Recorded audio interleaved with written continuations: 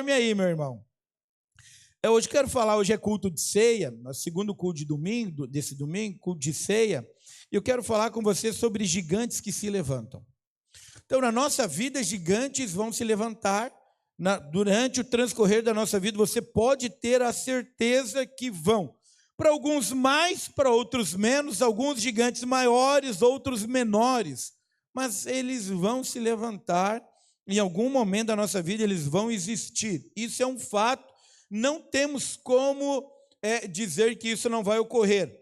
Bom, para alguns haverá mais, para outros menos, mas os gigantes, eles não vêm para nos derrotar. Eles vêm para nos testar, eles vêm para nos confrontar para a transformação, eles vêm para nós amadurecermos e para nos promover. Mas eles podem nos derrotar? Sim, podem. É real isso, eu não vou dizer, quero mostrar isso para você na palavra, onde homens foram derrotados por gigantes. Então, gigantes são adversidades que se levantam na nossa vida, em algum momento, em alguma situação, em alguma área. E eu quero mostrar para você que homens tiveram gigantes que eles venceram e que outros foram derrotados. E que isso pode acontecer na sua vida. Se você não tiver uma postura certa, um olhar correto para o lugar correto, você pode sim ser derrotado em alguma circunstância e em algum lugar, em algum momento da sua vida. Mas também quero mostrar para você nessa palavra que há gigantes que você não derrota. Há gigantes que você não pode derrotar, não vai conseguir derrotar. E também vou te mostrar na palavra uma postura para que você deve ter para que esse gigante seja derrotado na sua vida. Então, os gigantes, eles podem ser de diversas formas. Eles podem ser, às vezes, na sua intimidade, onde você vai ter gigantes que você vai precisar derrotar no seu quarto, em oração, na sua intimidade, e outros em público. Isso é real, também quero mostrar isso para você. E quero dizer que esses gigantes, eles podem ser, às vezes, no casamento. Às vezes o casamento não está dando certo, não está alinhando. Às vezes são gigantes que se levantam, às vezes com os filhos, na educação, que você quer dar para os seus filhos. Às vezes na saúde, às vezes alguma enfermidade que se levanta, algum gigante. Às vezes pode ser o gigante do tempo. O tempo, às vezes, se torna um grande gigante. Por quê? Porque as coisas parecem que não acontecem, o ministério não rompe, a célula não cresce, as promessas não se cumprem. E aí o tempo se torna um grande gigante. Às vezes pode ser na área financeira, gigantes se levantam na área financeira, não há recursos, falta, há escassez, parece que nada acontece.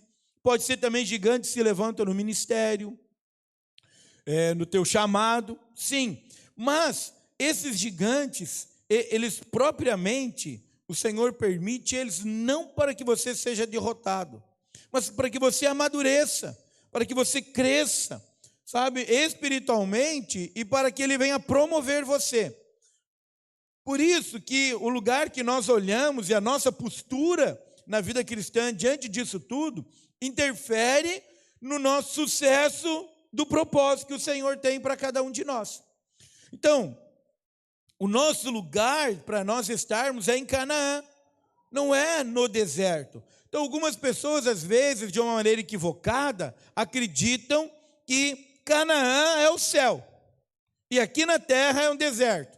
Então, às vezes, você conversa com irmãos que dizem, aqui, pastor, é o deserto. Estou no deserto, nunca saem do deserto. É verdade, tem pessoas que pode ser que nunca saem do deserto, por causa da maneira que creem. Mas não é o lugar que o Senhor tem para nós. O lugar que o Senhor tem para mim, para você, Canaã, é aqui.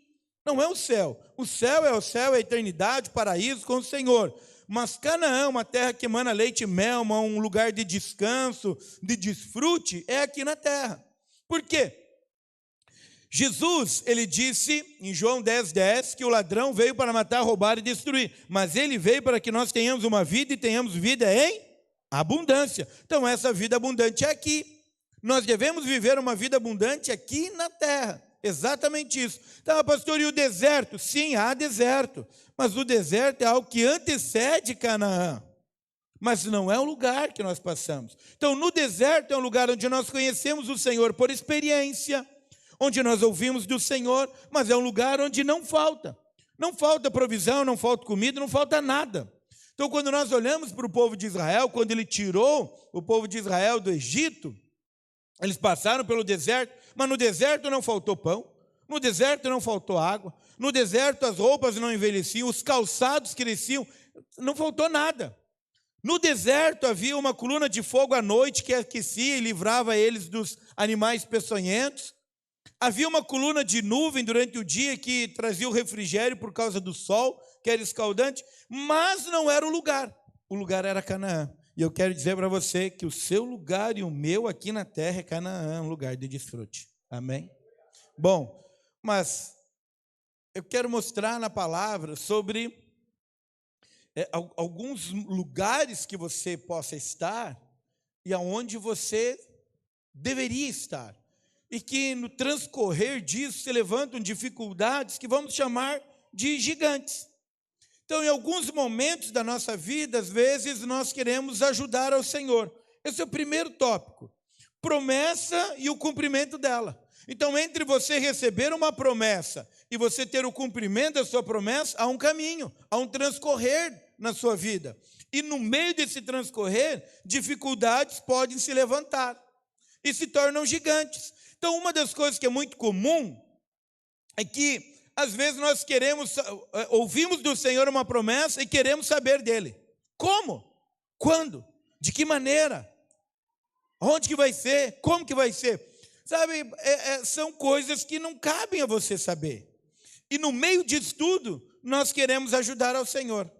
Então, uma coisa que eu e você precisamos estar atentos e convictos: o Senhor te chama para algo que você não pode fazer.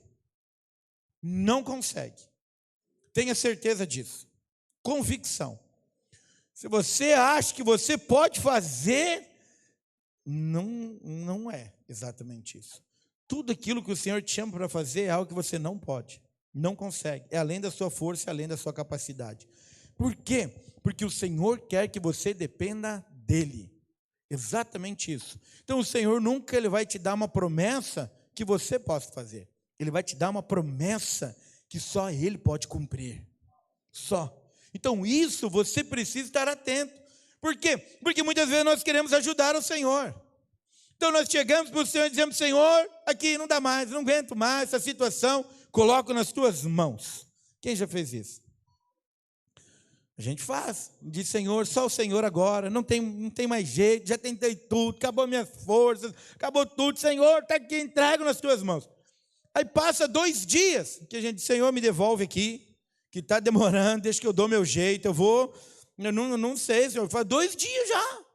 Então, veja bem, eu pego o telefone, eu ligo para minha mãe, ela me atende, então eu ligo para o João, ele me atende, ligo para o meu pai, ele me atende, mas o Senhor já faz 2 dias. E nada, daqui que eu resolvo. Então, por quê? Porque nós queremos muitas vezes resolver de uma maneira natural. Mas tudo aquilo que o Senhor nos der e nos promete é algo sobrenatural. Não consegue. É além da sua força, é além da sua capacidade. Então, no transcorrer disso da promessa e do cumprimento dela, muitas vezes nós queremos ajudar ao Senhor. Então, eu vou dizer algo para você. É interessante um versículo lá em João capítulo 6, porque Jesus diz: buscar em primeiro lugar o seu reino e sua justiça, e todas as coisas vos serão acrescentadas. Amém?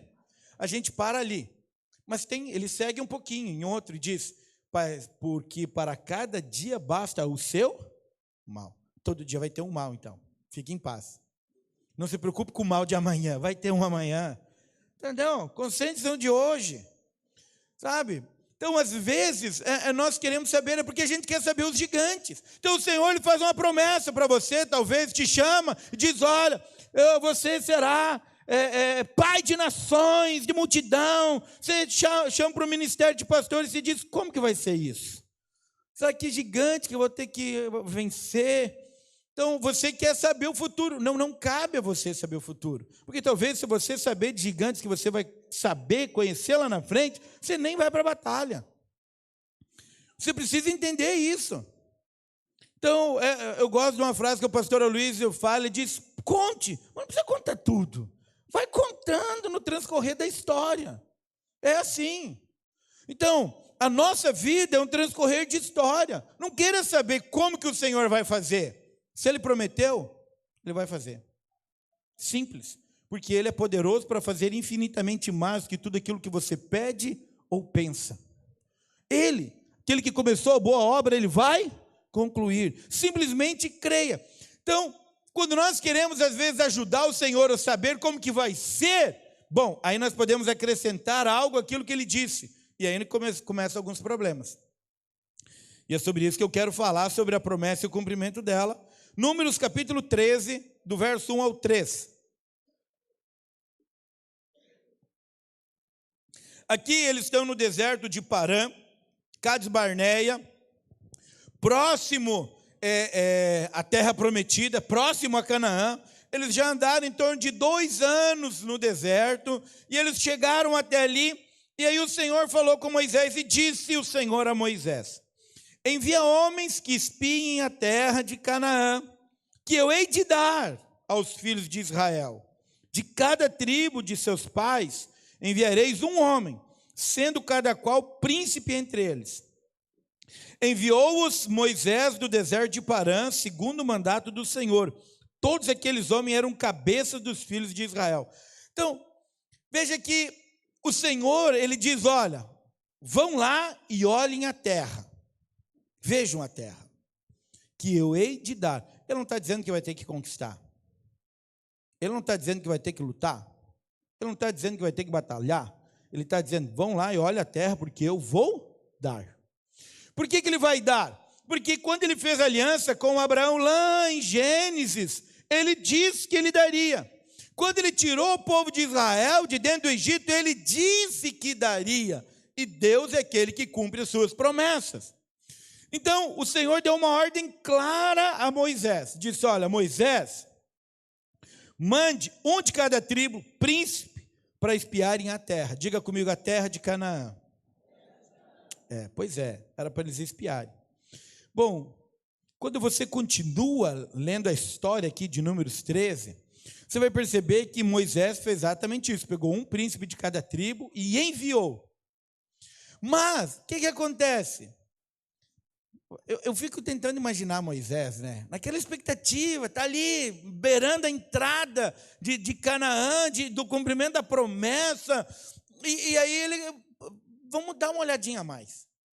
E aí ele fala, vocês vão lá e olhem a terra, tragam um fruto e vejam se tem habitantes na terra, vejam se tem cidades ou vilarejos, deem uma olhada se as cidades são fortificadas, veem como é que é o povo, dão uma analisada nisso tudo.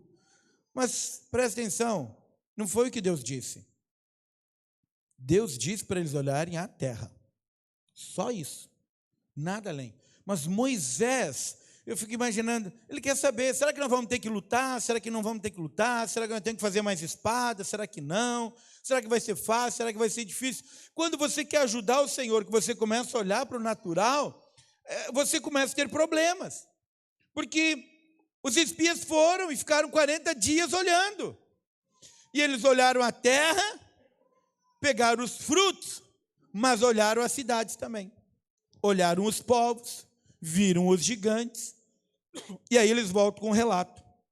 Em Números capítulo 13, verso 27. Relataram a Moisés e disseram, fomos à terra a que nos enviaste, e verdadeiramente mana leite e mel, e este é o fruto dela. Ponto. Era até aqui, estava só, tudo certo. Então, se Moisés não tivesse, eu não estou dizendo que Moisés é o grande culpado, irmãos, só para você entender, mas eu quero te explicar na palavra, como às vezes o querer saber como que Deus vai fazer, você atropela as coisas. E aí então agora, Moisés, ele pega o relato dos 12 espias, e eles falam um relato bom.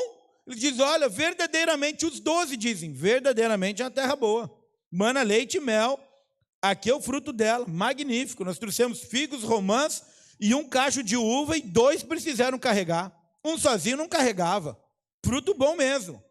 Uma terra excelente. Só que eles olharam o restante também. E aí que foi um detalhe. Verso 28. O povo, porém, que habita nessa terra é poderoso, e as cidades muito grandes e fortificadas. Também vimos ali os filhos de Anak, que são os gigantes. Os amalequitas habitam na terra do Neguebe, os heteus, os jebuseus e os amorreus habitam na montanha, os cananeus habitam ao pé do mar e à beira e pela ribeira do Jordão. Bah. Então, agora, eles olharam todo o restante. Mas presta atenção, o que o Senhor falou que ia fazer?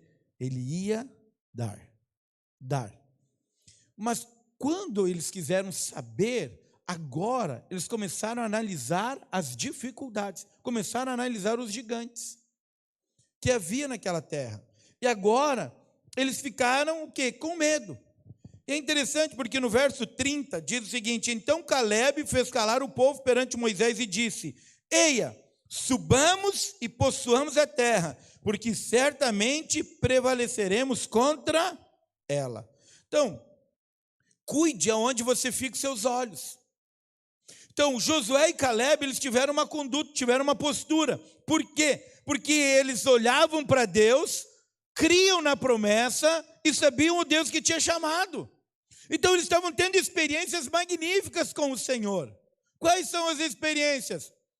Saiu de dentro do Egito, viram as 10 pragas, o mar vermelho se abriu, o maná caiu, a rocha deu água. Coluna de nuvem durante o dia todo, de fogo à noite. Então, experiências magníficas. Então, agora, Josué e Caleb ficaram olhando para Deus e para suas promessas. Mas os 10 espias não. Eles ficaram olhando para os gigantes. Então, cuide para que você não acrescente nada à direção de Deus e não tire os olhos de Deus. Então, veja que nós oramos, estava falando no primeiro culto, nós oramos e cremos que o Senhor nos dará 1000. Você crê nisso, João? Amém. Mas no meio disso, eu não quero saber qual é o gigante que vai se levantar no mês de julho. Já vai ter os de junho. Deixa os de julho para julho. Você entende? Vai ter em agosto, claro que vai ter, que tamanho maior do que o de julho. É óbvio. Porque é de glória em glória. Então, se é de glória em glória que nós crescemos e avançamos, e se amanhã será melhor do que hoje, então é uma vitória mais esplendorosa, o gigante tem que ser maior. Então, mas eu não preciso me preocupar com lá. Por quê? Porque chega já desse mês. Jesus pode voltar antes. Por que eu vou ficar me preocupando com agosto? Jesus pode voltar em julho. Quem sabe em junho. Espero que você esteja preparado, irmão. Em nome de Jesus. Terça-feira eu vou começar a falar sobre Apocalipse no devocional. Vamos fazer o estudo de Apocalipse, das 6h30 às 7h. Em nome de Jesus. Espero que você venha. Amém. Ficou ralo, eu entendo, irmãos. Mas, olha só, presta atenção. Então aqui quando eles tiraram os olhos do Senhor e da promessa, agora a dificuldade ficou enorme. Aí quando você chega em Números capítulo 14, olha a declaração que Josué e Caleb, mas Caleb faz aqui. Tão somente não sejais rebelde contra o Senhor e não temais o povo desta terra, porquanto como pão o podemos devorar. Retirou-se deles o seu amparo, o Senhor é conosco, não os temais. Caleb está falando, e ele está dizendo o quê? Olha, nós podemos devorar todos os inimigos como pão. Eu acredito que esse é um dos motivos que quando você se depara lá em Josué, quando eles entram na terra prometida, e Caleb chega para Josué e diz: olha, eu quero aquela montanha, eu quero aquele monte, porque o Senhor prometeu me dar, através de Moisés, nós fizemos um combinado lá com Moisés, que essa terra seria minha. E Josué diz: olha, você está velho, isso fazem 45 anos atrás essa promessa. E aí Caleb diz assim: eu hoje me sinto como há 45 anos atrás, revigorado, ao ponto de entrar e sair da batalha. E Josué deu e ele conquistou, e era o lugar dos gigantes. Mas veja, por que que Caleb, ele foi conservado no seu vigor físico, na mesma energia e vigor de quando ele tinha 40 anos? Eu posso dizer que o segredo é esse, dele. Cada gigante, cada dificuldade, problema que se levantava, ele devorava como pão. Ele se fortalecia no Senhor. Então, os gigantes, eles vêm sobre a sua vida, na sua casa, para fortalecer você, amém? Dessa maneira. Então, agora, Josué e Caleb foram os únicos que entraram. Então, havia gigantes lá, havia cidades fortificadas, sim, mas Josué e Caleb entraram em Canaã, na terra prometida. Agora, os 10 espias, juntamente com o povo que acreditou nele, todos que tinham idade de guerra, pereceram no deserto. Todos eles. Por isso que eles andaram mais 38 anos andando em círculo no deserto, no total 40. Então, vamos colocar assim, eram os mesmos gigantes? Sim. Eram as mesmas cidades? Sim. Eram os mesmos muralhas fortificadas? Sim. Mas Josué e Caleb mantiveram os seus olhos no Senhor e nas promessas, e eles entraram. Os outros não. Então, não importe o que se levante na sua vida, não tire os seus olhos de Cristo. Não tire, e nem das promessas. Confie. Ah, pastor, eu não sei, as promessas que ele fez, parece que está longe, parece que são grandes demais, parece que não vão acontecer. Ei, preste atenção. O Senhor, ele nunca vai prometer para você algo que você mesmo possa fazer. Ele sempre vai prometer algo para você que você não pode, mas que você precisa depender dele. Amém? Bom, segundo tópico que eu quero mostrar para você é que do teu chamado ao cumprimento do propósito, você tem um caminho também. E no meio desse caminho, gigantes se levantam. Isso foi um caso de Davi. Davi e Golias. Então, quando você olha para essa história, você vai perceber que Davi era um garoto, pequeno, quando ele recebeu a unção de rei. Mas até ele assumir o reino, teve uma grande trajetória até lá. Então, quando você olha para a palavra de Deus, você vai perceber que Deus rejeitou Saul, e ele chama Samuel e diz: Samuel, eu escolhi, me provi para mim um rei que agrada o meu coração. Vai até a casa de Jessé e unge ele. Samuel foi, desceu até a casa de Jessé, chegando lá, Jessé chama os seus filhos, começa do mais velho ao menor. E começa a passar todos, e o Senhor diz: esse aqui não, esse aqui não, esse aqui não, esse aqui não, esse aqui não, passou todos. E aí Samuel teve que perguntar para Jessé: tem mais algum? Ele disse: ah, sim, tem, Davi que está no campo cuidando das ovelhas. Samuel diz: ninguém senta enquanto Davi não chegar. Quando Davi chega, o Senhor diz: é esse. Quando diz que é esse, ele ungiu Davi agora rei de Israel. Ele tinha unção de rei de Israel. Mas, bom, até chegar lá, apareceu os gigantes na frente dele. Os primeiros gigantes que se depararam na vida de Davi foi quando ele estava cuidando segundo seus irmãos, das poucas ovelhas de seu pai, mas era de seu pai. Então, deixa eu dizer para você, líder, que você está liderando uma célula, pode ser que a sua célula hoje ainda não seja grande, mas aquelas ovelhas são ovelhas de seu pai, não são suas. As ovelhas não são minhas. As ovelhas são de Cristo, de Deus. Então, sempre lembre disso. Não importa quantas são, elas são de Deus. São dele, não são nossas. E aí, quando Davi está cuidando, ele relata que veio um leão, tomou uma ovelha, ele matou o leão. Veio um urso, ele matou o urso e tomou a ovelha. Então, uma coisa que eu quero deixar claro, que há gigantes que você precisa derrotar na intimidade do seu quarto com Deus. Se você não os derrotar lá, não tem gigante que vai te promover. Se Davi não tivesse vencido esses gigantes, que eram um urso e um leão, lá cuidando das ovelhas, ele não teria enfrentado Golias. Vou te mostrar isso. Por isso é real. E eu quero te dizer os dois maiores gigantes que você precisa vencer na sua intimidade. Primeiro, condenação. Condenação. Fuja da condenação. O diabo, ele quer ficar te condenando por tudo. Fuja da condenação, não aceite condenação. Você está completamente perdoado de todos os seus pecados, amém? Não há condenação sobre você, vença a condenação. Tudo, não aceite condenação sobre a sua vida. E o segundo se chama orgulho e soberba. Esse já é um pouquinho mais difícil. Mas não aceite, sabe? Você foi chamado, eu e você fomos chamados para servir. Assim como Davi fez. Então, o orgulho e soberba nós vencemos na busca pelo Senhor. Se não buscarmos o Senhor, realmente não venceremos. Nós precisamos abrir mão do orgulho e da soberba.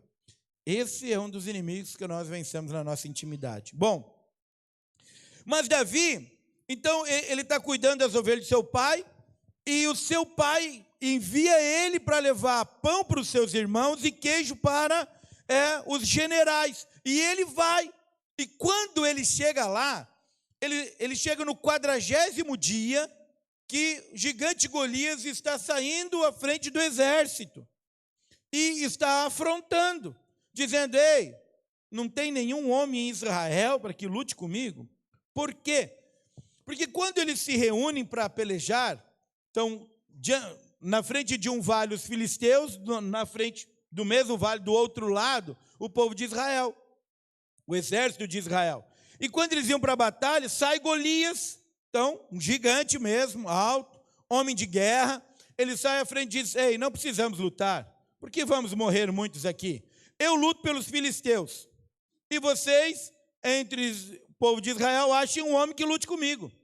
Se esse homem me vencer, os filisteus servem Israel. Mas se eu vencer, o povo de Israel serve os filisteus. Tudo certo. E aí, olha só.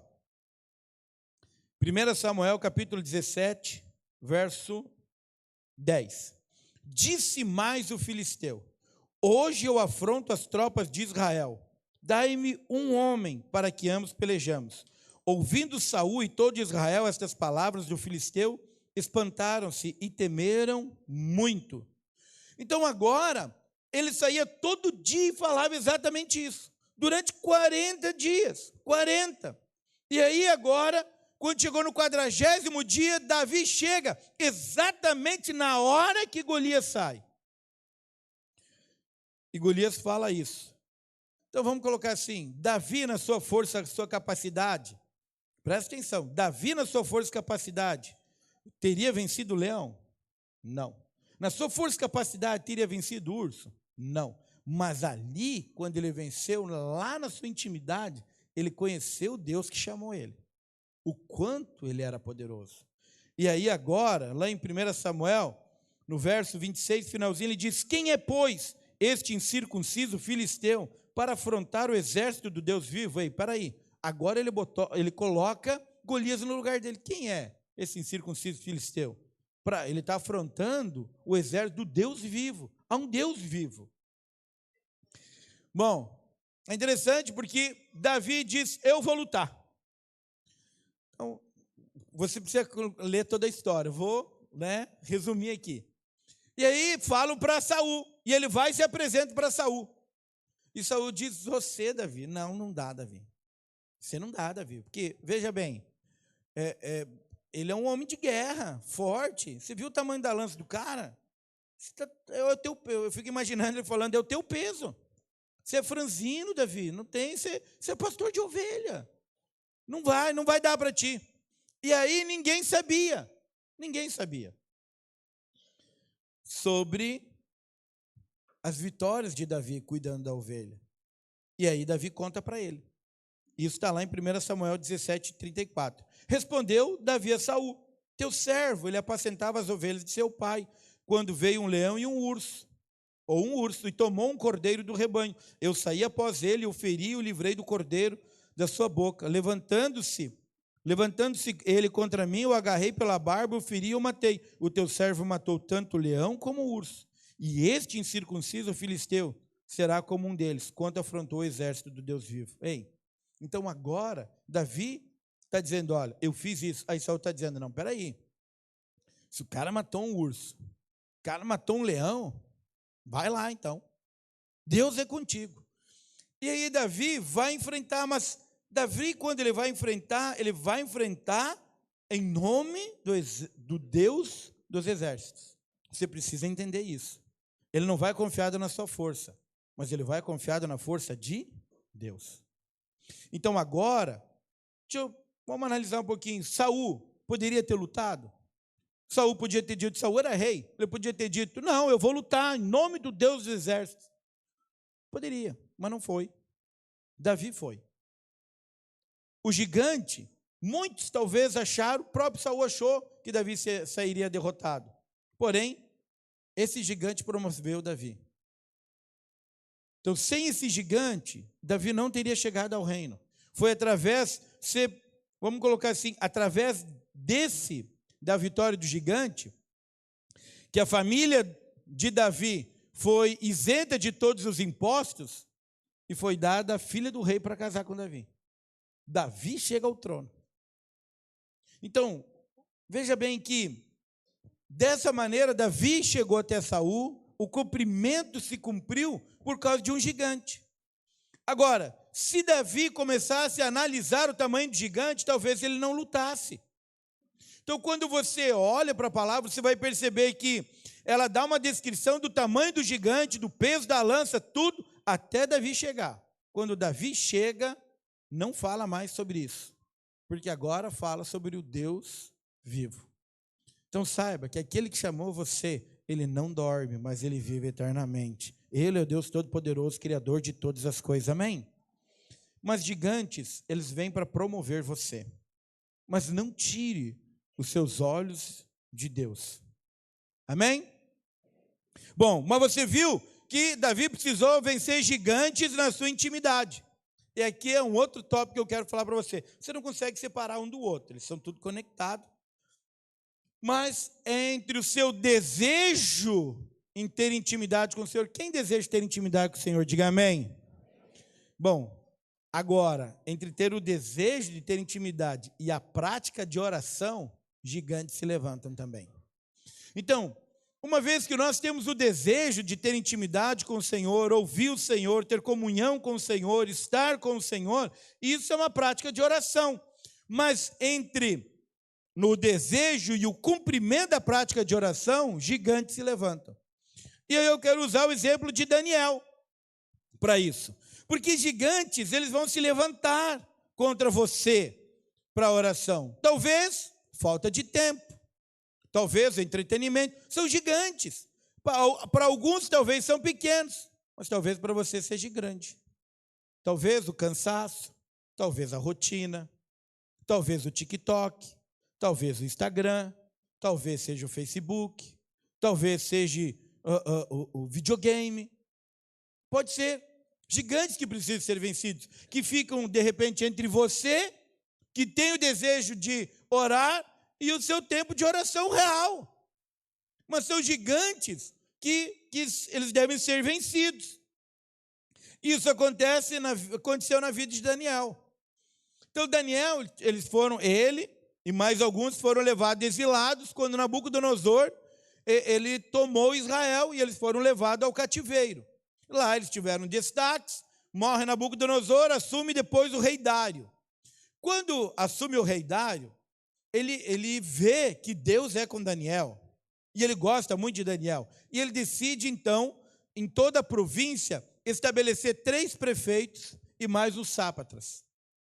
Dentre desses 3 prefeitos, um era Daniel. E ele percebia que tudo que Daniel fazia, tudo ia bem, tudo era top. Mas os outros prefeitos ficaram com ciúmes, falaram, puxa vida, cara, nós temos que arrumar uma contra esse Daniel.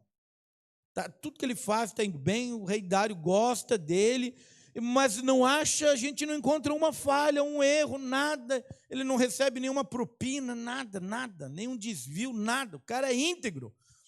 Aí eles falaram, já sei, a única maneira é nós arrumar um problema com Deus, porque ele é temente a Deus e ele ora todo dia. E aí então eles se juntam, eles vão até o rei Dário, eles falam, olha, rei Dário, nós estávamos pensando entre nós aqui, nós chegamos numa conclusão, que seria importante fazer uma lei que durante 30 dias ninguém peça nada a ninguém, nem a Deus, senão somente a ti. O rei disse, gostei dessa ideia, gostei. Só para mim não pode pedir para ninguém. Aí os outros prefeitos falaram, mas é assim, tem que ser assinado com a lei dos medos e dos persas, que é uma lei irrevogável. E o Senhor sela com o seu anel, não tem, é uma lei irrevogável. Sendo que se alguém quebrar a lei, seja jogado na cova dos leões. O rei Dário, gostei disso. Ele foi lá, fez a lei, medos persas, selou, quem desobedecer vai ser jogado na cova dos leões. Então agora,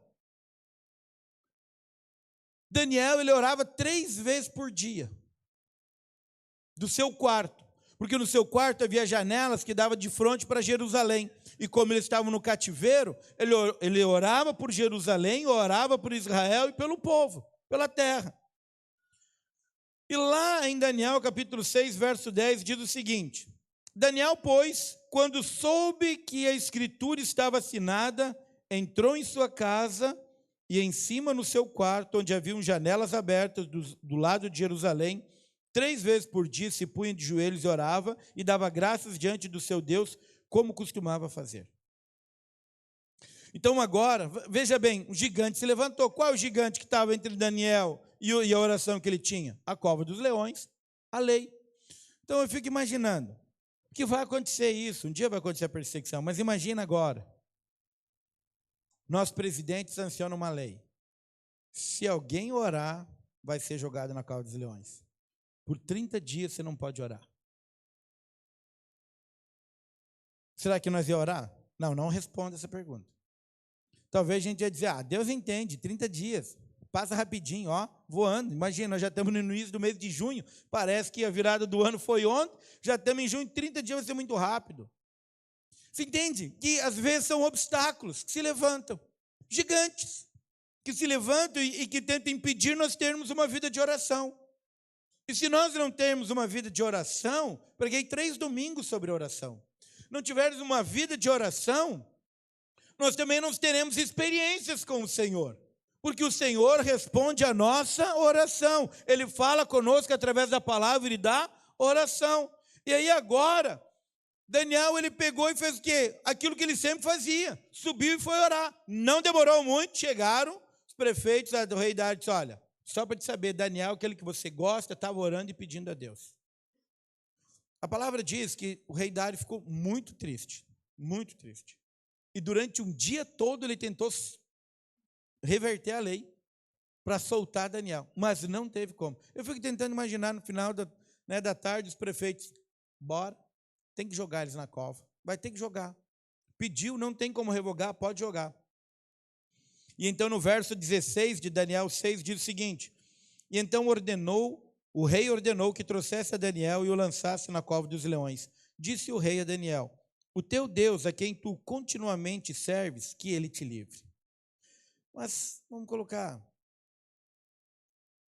difícil, né? O rei Dário não era nem crente, não acreditava em Deus. No outro dia, pela manhã, no verso 20, chegando-se ele à cova, chamou por Daniel com uma voz triste.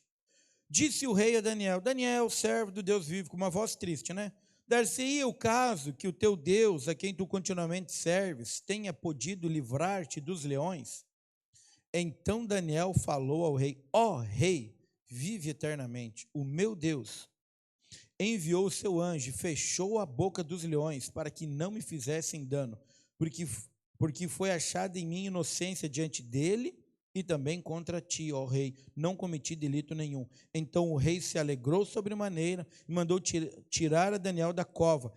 Assim foi tirado Daniel da cova e nenhum dano se achou nele, porque crera no seu Deus. Aleluia.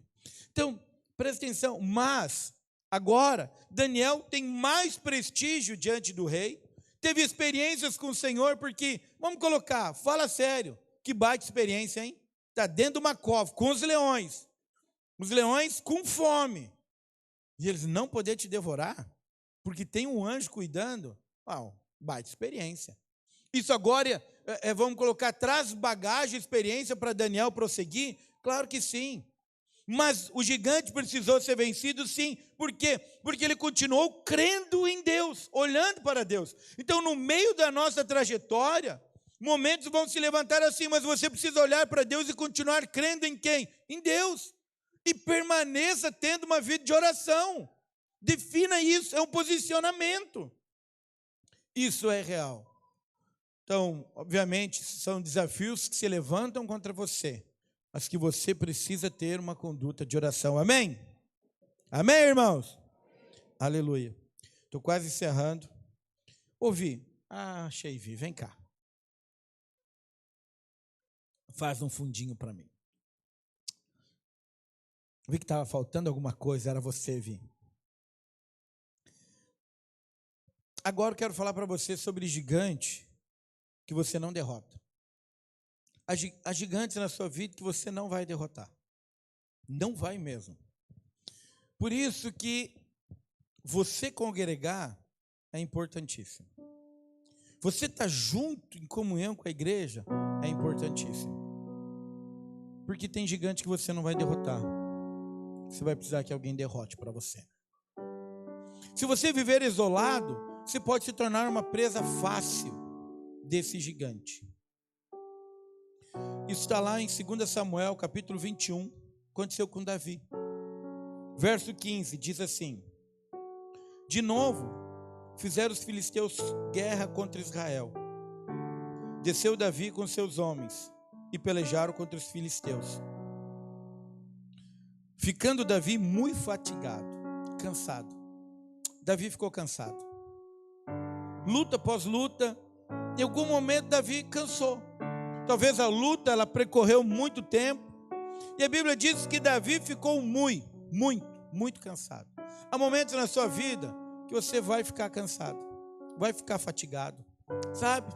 Às vezes parece que você batalha e as coisas financeiras não acontecem na sua vida. Talvez você batalha contra alguma enfermidade, parece que nada está acontecendo. Parece que você às vezes batalha pelo seu casamento e os resultados não são aquilo que você esperava. Talvez no seu ministério, no seu chamado, você também batalha e parece que está demorando para acontecer e você cansa. Você cansa. Todos nós algum dia vamos cansar. Talvez você pode cansar. Talvez a batalha com os filhos, tirar ele de vícios. Você cansa, está cansado. Davi cansou.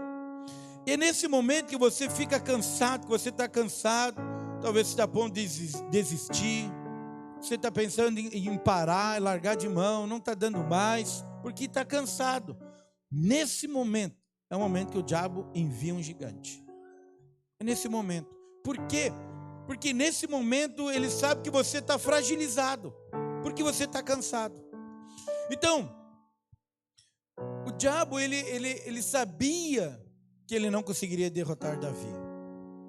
E o nome do gigante aqui é Isbi-Benob. Ele descendia dos gigantes. Então Isbi, ele sabia a fama de Davi. Ele sabia que Davi tinha derrotado Golias, que era um gigante, com uma pedra, com uma funda. Sabia dos feitos de Davi. Sabia, na verdade, que Davi ele era bem sucedido em toda luta que ele entrava comandando o seu exército. Ele sabia disso. E ele sabia que se ele fosse lutar com Davi, ele seria derrotado. Ele reconhecia, esse gigante, ele reconhecia que Deus era com Davi. Mas agora ele percebe que Davi está cansado. Agora ele percebe. Ele olha e vê Davi muito fatigado, cansado. E ele diz: agora é a hora que eu vou contra Davi. Agora eu vou derrotá-lo. Agora que ele está cansado. Agora é a hora que eu vou derrotá-lo. Verso 16. Isbi-Benob descendia dos gigantes. O peso do bronze de sua lança era de 300 ciclos. E estava cingido de uma armadura nova. Este intentou matar a Davi, porque ele percebeu que Davi estava cansado. Porém, Abissai, que é um dos valentes de Davi, filho de Zeruia, socorreu-o, feriu o filisteu e o matou. Há gigantes que você não vai matar, mas que o seu líder vai matar por você. Tem gigantes que o líder não vai matar. Talvez você, o irmão da célula, que está junto com ele, vai matar esse gigante para ele. gigantes que eu não vou matar. Você vai matar ele para mim. Tem gigantes que um discipulador não vai matar. Talvez você o líder, talvez você um irmão, um valente. Sabe? Mas você precisa compreender que em algum momento da sua vida você vai ficar cansado. Todos nós somos suscetíveis a isso. E por isso é tão importante você congregar. Por isso é tão importante você estar numa célula. Por isso é tão importante você ter vínculo com os irmãos. Por isso é tão importante você estar nos cultos. Por isso é tão importante você estar junto. Por quê? Porque, presta atenção, sempre haverá um valente junto com você para derrotar o inimigo que você não vai poder. Sabe? Qualquer um pode derrotar, não. Só os valentes. Você precisa entender que Abissai era um dos 3 capitães das tropas de Davi. Um dos generais de Davi. Não era qualquer um, mas era um valente. Então você precisa estar junto. Você não pode se afastar. Porque vai ter um momento que você vai cansar. E nesse momento, o diabo vai lançar, ele é seu adversário. Ele vai mandar um gigante contra você. E você não conseguirá derrotá-lo. Você vai precisar que alguém derrote por você. Quando você está conectado e está perto, sabe? Alguém vai perceber que você está cansado. Alguém vai perceber que a batalha, ela está te fatigando. E nesse momento, quando o gigante se levantar, você vai pedir socorro. E o valente vai se levantar. O valente que vai salvar você, nessa hora, vai se levantar. Veja bem que gigantes, eles vêm também para mostrar o valor de uma equipe. Tem valor você está conectado com uma equipe. Tem valor você estar conectado com a igreja. Tem valor você estar conectado com homens e mulheres de Deus, porque em algum momento da sua vida você vai precisar. Então, às vezes há um ensino equivocado, dizendo que agora eu sou igreja, eu não preciso congregar. Presta atenção, essa é uma meia verdade. Mas uma meia verdade é uma mentira. A verdade, você é a igreja, é verdade, é real. Você que creu, se torna templo do Espírito Santo, isso é a igreja. Qual é a mentira? Que você não precisa congregar. Você precisa. Hebreus capítulo 10, verso 25. Não deixai-vos de congregar, como é de costume de alguns, visto que o dia se aproxima. O diabo quer isolar você, não se isole. Porque acredite, há gigantes que você vai precisar que alguém derrote na sua vida. Amém? Por último, entre você ouvir a palavra e você ver o cumprimento da palavra, gigantes, tempestades podem se levantar contra a sua vida. Elas não vêm para derrotar você, mas elas vêm para manifestar o poder de Cristo que há em você. Marcos capítulo 4, verso 35, diz assim: naquele dia, sendo já tarde, disse-lhes Jesus: passemos para outra margem.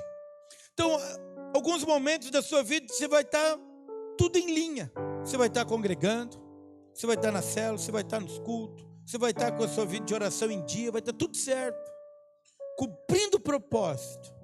Mas mesmo assim, tempestades irão se levantar.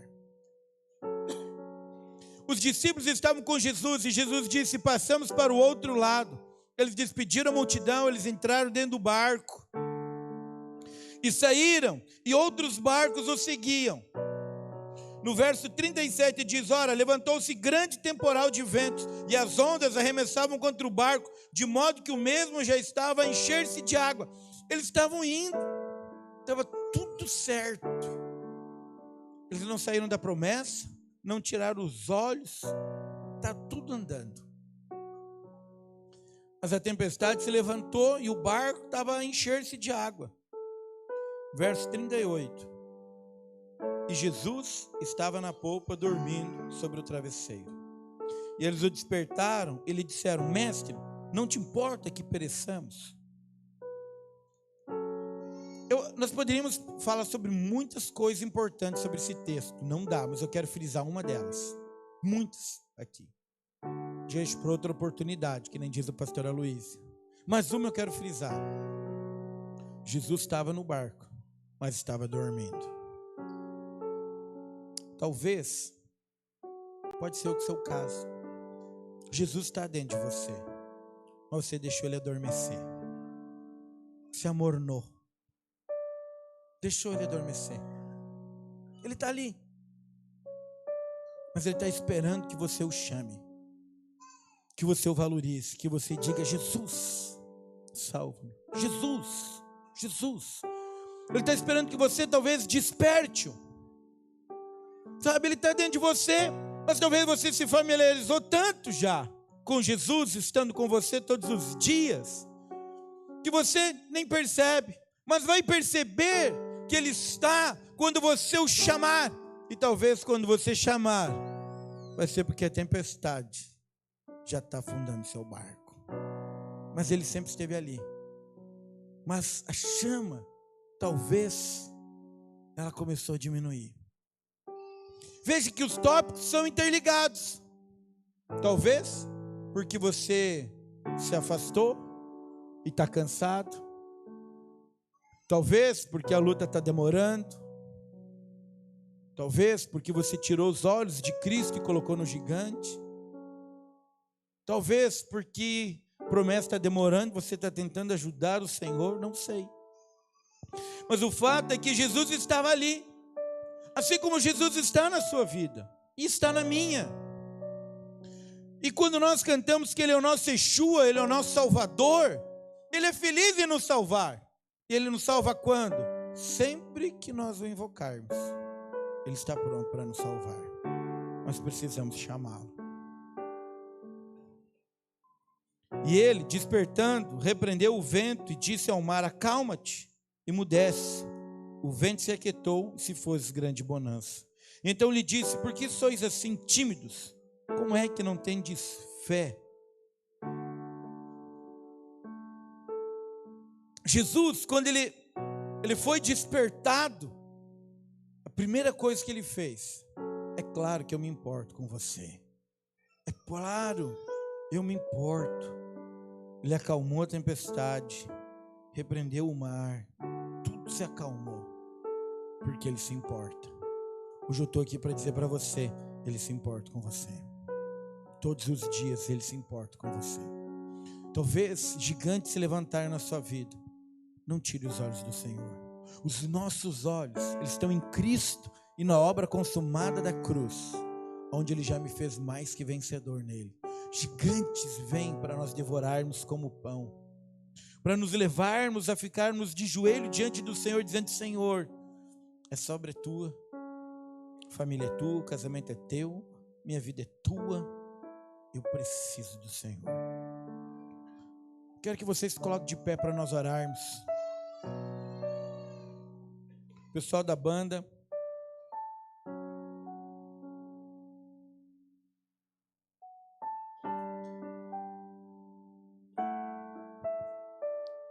presta atenção numa coisa que eu vou te falar.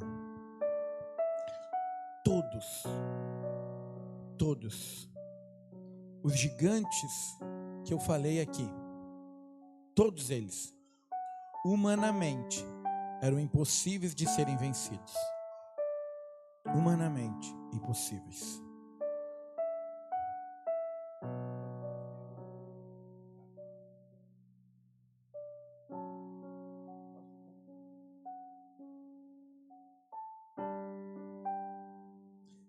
Veja bem, todos eles, humanamente impossíveis. Porque, presta atenção, se o Senhor, Ele tem uma promessa, que é impossível que você faça na força do seu braço, mas é Ele quem vai dar. Os gigantes que vão se levantar também são impossíveis que você vença na força do seu braço. Mas Deus é contigo todos os dias, até a consumação dos séculos. Ele é por você. Quem será contra você? Deus é por nós. quem será o gigante que é contra nós? Tudo eu posso naquele que me fortalece, que é Cristo Jesus. Por isso, agora nós vamos ter um tempo de oração. E eu quero que você não ignore os gigantes, mas coloque seus olhos em Cristo. Você sabe que quanto mais você olha para Cristo e para a obra consumada da cruz, menor o gigante se torna, porque maior Cristo é na sua vida. Por isso que em 1 João capítulo 4, João diz: filhinhos, maior é o que está em vós do que aquele que está no mundo. Maior é aquele que te chamou. Ele é fiel para cumprir todas as promessas. Ah, pastor, as promessas são grandiosas, parecem impossíveis, mas Ele pode, porque não há impossíveis quando nós cremos. Feche os seus olhos por um instante. Enquanto a Amanda estiver cantando,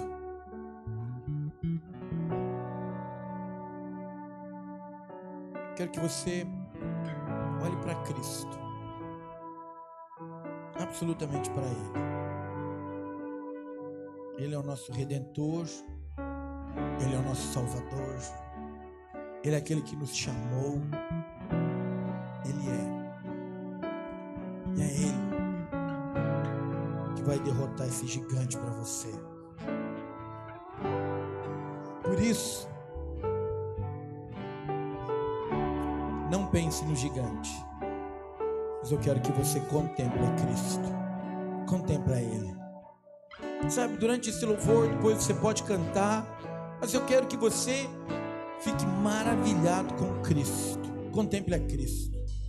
Sabe, diga palavras a Cristo, exalte a Cristo, louve a Cristo, engrandeça a Cristo,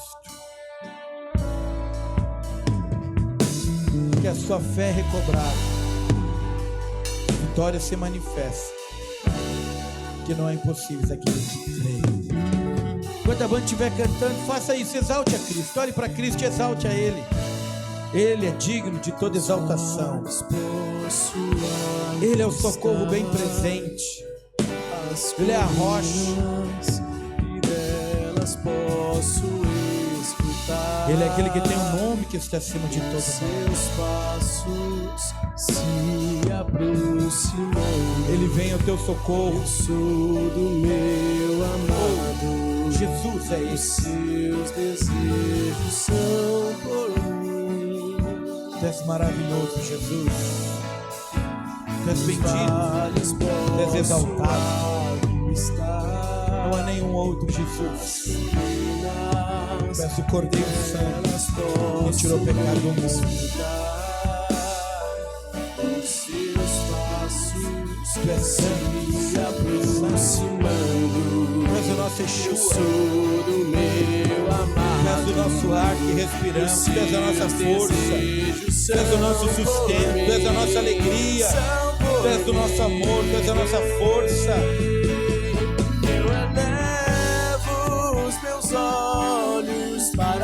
Nós olhamos para ti, Jesus. Fez tudo o que necessitamos. Lá vem o meu socorro e Ele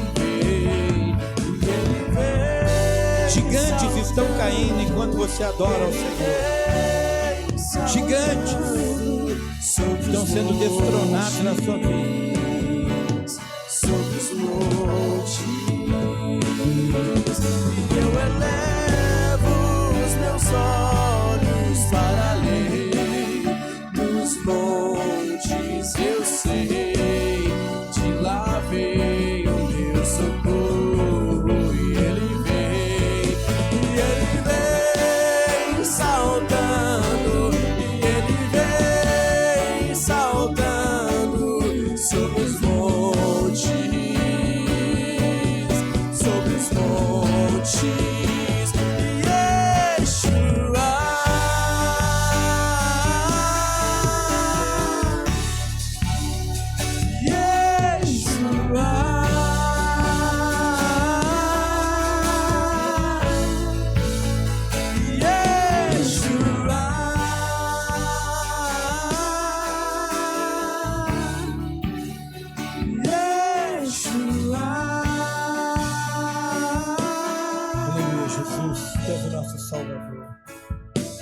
nós queremos declarar que nós olhamos para o Senhor, mantemos os nossos olhos fixamente olhando para Ti, Jesus, que é o autor e consumador da fé, da vida. Não nos desviamos nem para a direita e nem para a esquerda, mas cremos na Sua palavra, cremos nas Suas promessas, cremos no cumprimento de cada uma delas, Senhor. Por isso nós declaramos nesta noite que os gigantes que se levantam nas nossas vidas, todos cairão, porque nós olhamos para o Senhor, confiamos no Senhor.